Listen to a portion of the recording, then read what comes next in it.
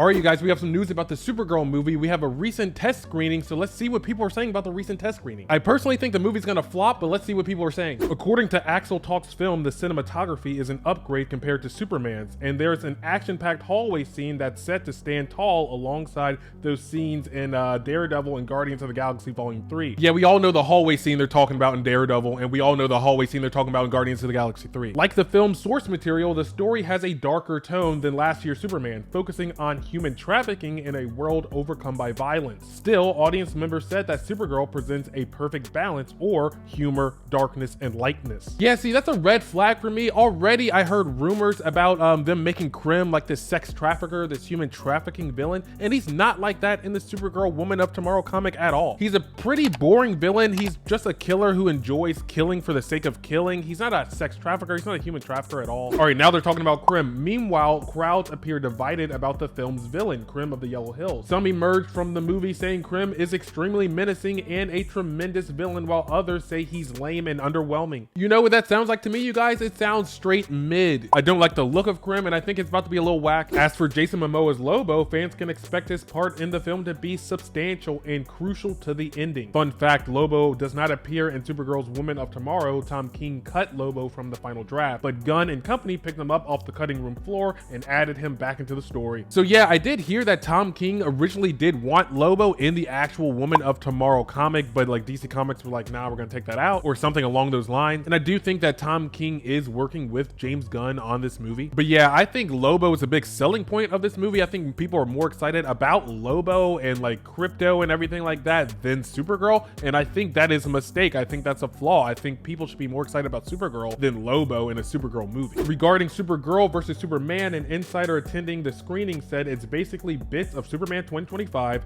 Guardians of the Galaxy 3, Logan, Man of Steel, and The Last of Us mashed into one film without the R-rated elements. What? Whoever's seen it would probably understand my film choices. Crypto is Rocket, Kara is Joel/Logan. Yeah, see, this is how I know they're gonna be deviating from the comic, because reading the comic, you would never describe it as like Logan, Man of Steel, Guardians of the Galaxy, anything like that. Like some amalgamation of all those movies. You would not really describe the comic as anything like that. Really, I feel like it's more of like a big sister, little sister type of comic. Supergirl is trying to teach Ruthie a lesson about justice by taking her with her on this journey. Supergirl loses her sense of justice a little bit in the comic, and then Ruthie brings her back to it at the end. And that's it. That's all it is. But this sounds like they're going to be deviating and adding some extra stuff to it that really wasn't there in the initial source material. But yeah, you guys, I think this movie is going to flop. I don't think there's any way this movie is a smashing success, but expect everyone talking about this movie to be talking extremely positive about this movie. Expect a lot of positive word of mouth, just like the Superman movie, but that really didn't help the Superman movie. Even Tessa Rando said the Superman movie underperformed. But expect all the shields to be hyping this movie up just for this movie to do like $500 million, maybe even less than that. Everything surrounding James Gunn in the DCU is almost toxically positive, to where if anyone goes against it, they're just berated and bashed online. I don't get it, you guys. This Woman of Tomorrow movie really feels like a Supergirl 2 movie. I think they should have like an origin story for Supergirl instead of jumping us right into this. I would like to see a Superman Batman Apocalypse movie, because that movie is really a Supergirl origin story. But in that movie, you have Batman, Superman, Darkseid, Wonder Woman, Big Barda, what have you. So by definition, that movie should take place like in phase 3 or phase 4, which this Supergirl movie should be in. But yeah, I think that movie should come first, and then this movie would be a good sequel movie.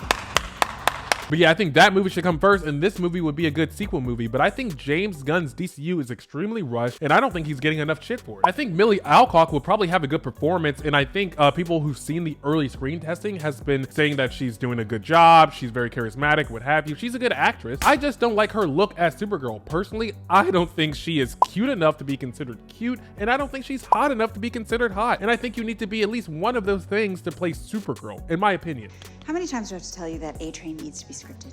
When he does not have a script, this is what happens. But I do think she's a good actress, and I do think she's going to act her ass off in this movie. I just don't think she has the Supergirl look, personally. And like I said, I think people are more excited about Lobo. I think people are more excited about seeing Puppy Crypto and everything like that, more than they are about the actual movie itself. And I don't actually know how Lobo's going to look. I mean, in the pictures we've seen and the trailers we've seen, he looks like okay. I'll reserve judgment till I see the actual movie. But I can say personally, I prefer the Crypto I'm used to, the one that's like the bigger white white dog who is extremely competent and extremely obedient. But you know, he's gonna have puppy Crypto in there. He's gonna be pulling all on the heartstrings because that's James Gunn style, you know. But in the actual comic itself, Crypto is barely in the comic, so we'll see how much Crypto is in this movie. I'm sure we're gonna get way more Crypto in the movie than we actually got in the comic. You guys, I just don't think James Gunn knows how to build a universe, and it's really sad because Marvel laid the blueprint for success. Like, James Gunn's first like 6 or so projects are like what? Creature Commandos, Superman, Peacemaker, Supergirl, Lanterns as a TV show, but Clayface as a movie? What? That makes no sense, you guys. Out of everything I just said, Superman and Lanterns are the only thing I agree with being in a phase 1. It's like if Marvel started off with Guardians of the Galaxy for their first movie, but Iron Man for their second movie, but their third movie is like Captain Marvel, and their fourth movie is like a Yellow Jacket solo movie, like Ant-Man's villain. If Marvel did that, they would not be the Marvel we know of today. It would not have survived. But when you look at some of the stuff James Gunn wants to do, like the Authority movie and like a Sergeant Rock movie and like the Paradise Lost show that was already scrapped, he's going way too niche, way too quick. And I could have told you that Paradise Lost show wasn't gonna be good even if it got released, because it doesn't even have Wonder Woman in it. No one wants to watch Themyscira without Wonder Woman, come on. But that's just classic James Gunn. I don't think he knows what the general audience wants. He's going way too niche, way too soon. He needs to just focus on his core Justice League members, and Supergirl is not a core Justice League member. And there's no way Clayface should have a movie before Batman, and even if he does, Batman should be in the movie, and we know neither one of those things are gonna happen. Clayface at best should be an HBO Max TV show in like phase 3 or phase 4 or something like that, and Lanterns should be a big budget movie, to be honest. But James Gunn really doesn't know what he's doing. I